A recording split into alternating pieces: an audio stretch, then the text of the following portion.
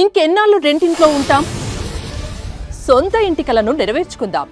Suman TV biggest property expo October 18th, 19th HSCC Novotel Hyderabad. ఇప్పుడే free entry కోసం call చేయండి. రేపు 15వ తారీఖున బంగారుపాలెంలో మీటింగ్ ప్రోగ్రాం జరపాలని. ఎందుకు ఏమంటే అయ్యా ఉండే గవర్నమెంట్లో జిల్లా పరిషత్తులో అక్కడ మీటింగులు పెట్టి అయ్యా మీకు 14 రూపాయల 90 పైసలు ఇస్తానని అన్నారు. ఇంతవరకు రూపాయి రాలా. మళ్ళీ 12 రూపాయలు 8 రూపాయలు ఫ్యాక్టరీ వాళ్ళు 4 రూపాయలు సబ్సిడీ అన్నారు. ఇంతవరకు 1 రూపాయి కూడా రాలా.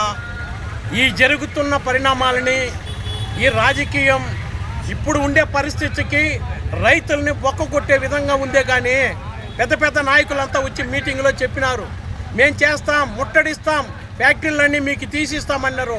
ఇప్పటికే ఒక్క నాయకుడు కూడా రాలా. బయట ఏం జరిగిందో, ఏడ ముట్టిందో, ఏం కర్మో తెలియదు మాకు. రైతులందరూ కూడా కలిసి మనం రేపు జరగబోయే బంగారుపాలెం మీటింగ్ని విజయవంతం చేయాలి. 8, 1, 4, 12 రూపాయలు రైతులకు అందే విధంగా మేమందరూ కూడా రేపు జరగబోయే మీటింగులో అందరూ యూనియన్ కూడా కలిసి రావాలని మేము సభాముఖంగా తెలియపరుస్తున్నాము.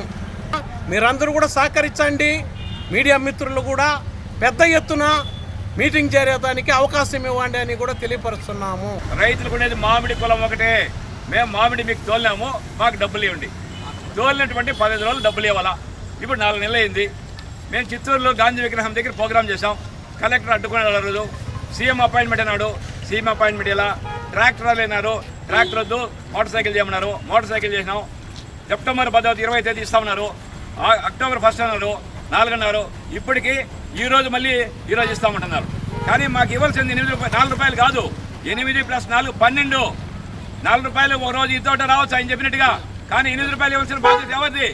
ర్యాంపుల్లో 2 రూపాయలు ఇచ్చారు, 3 రూపాయలు ఇచ్చారు. ఆ మిగతా డబ్బు ఇవ్వాల్సిన బాధ్యత ఎవరిది? దీని గవర్నమెంట్ మీద బాధ్యత లేదా?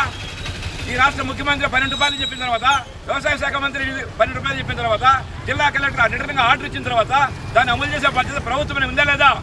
ఫ్యాక్టరీలు పోయి మేము అడిగితే ఫ్యాక్టరీలు మేము పోయి గొడవ చేసి కేసులు పెట్టించుకొని మీ ఉద్దేశం ఏమైనా ఉందా? సమస్య పరిష్కారం కావాలని మీకు నిజంగా ఉందా? కాబట్టి ఈ రాష్ట్ర ప్రభుత్వానికి కానీ ఇక్కడ ఉన్న ఎమ్మెల్యేలకు కానీ సమస్య పరిష్కారం చేయాలని లేదు. వాళ్ళు ఇక్కడ సమస్యలు క్రియేట్ చేస్తున్నారు. వాళ్ళ సమస్య పరిష్కారం ఏంటంటే ఇదివరకు ఇన్ని రోజులు చేయరు. ఈరోజు గుజ్జు ఫ్యాక్టరీలు గుజ్జు అంతా అమ్మనేమన్నారు. మరి గుజ్జు ఫ్యాక్టరీ లాస్ట్ ఇయర్ గుజ్జు అమ్మేశారు, ఈ సంవత్సరం గుజ్జు అమ్మేశారు. ఒక ఫ్యాక్టరీ మీద మీరు చర్య తీసుకోవాలా. పొల్యూషన్ కంట్రోల్ బోర్డు పెట్టి మూసేస్తామన్నారు. లాస్ట్కి మమ్మల్ని రెచ్చగొట్టి మా పైన దాడులు చేపిస్తున్నారు ఫ్యాక్టరీల మీద. ఇప్పుడు నేను ఎమ్మెల్యే అంటాడు, నువ్వు పోయి చిత్తూరులో పెట్టు, లేదా తాజా ఫ్యాక్టరీ మీద పెట్టంట. ఆ తాజా ఫ్యాక్టరీ అంటే నీ మాట వినలేదనా? అంటే నువ్వు ఫ్యాక్టరీ నీ మాట వినలే కాబట్టి మమ్మల్ని ఉసిగవుతావా? రైతులు నీకు అనుకూలంగా ఉపయోగించుకుంటావా? కాబట్టి పోతలపట్టు ఎమ్మెల్యే ఇక్కడ డివైడింగ్ రూల్ చేస్తున్నాడు. కులాల మతాలు రెచ్చగొడుతున్నారు.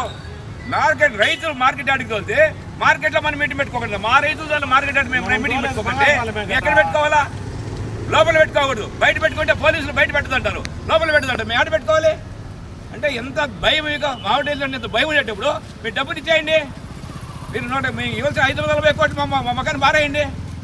ఈరోజు టీచర్లు ఎంత ధర్నా చేశారు, విజయవాడలో పర్మిషన్ ఇచ్చారే, మాకు మాత్రం ఎందుకు పర్మిషన్ ఇవ్వరు?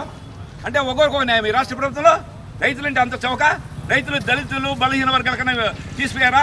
కాబట్టి రైతుల యొక్క అక్షరందన సభ ద్వారా మన సత్తా నిరూపించి భవిష్యత్తులో ఈ రైతుల యొక్క జోలికి రానికండి ప్రభుత్వాలు. ఎప్పుడైతే మామిడి తోలితే ఆ రోజు మాకు డబ్బులు రావాలి. ఈరోజు 4 నెలలైనా కూడా రాకపోవడం అనేది చాలా దుర్మార్గం. దీనికి రాష్ట్ర ప్రభుత్వం బాధ్యతే. ఖచ్చితంగా మాకు ఇమెంట్గా ఈ 4-5 రోజుల్లో రాకపోతే ఉద్యమం ఇంకా పెద్ద ఎత్తున జరుగుతుందని చెప్పి ఈ మూలంగా హెచ్చరిస్తున్నాం.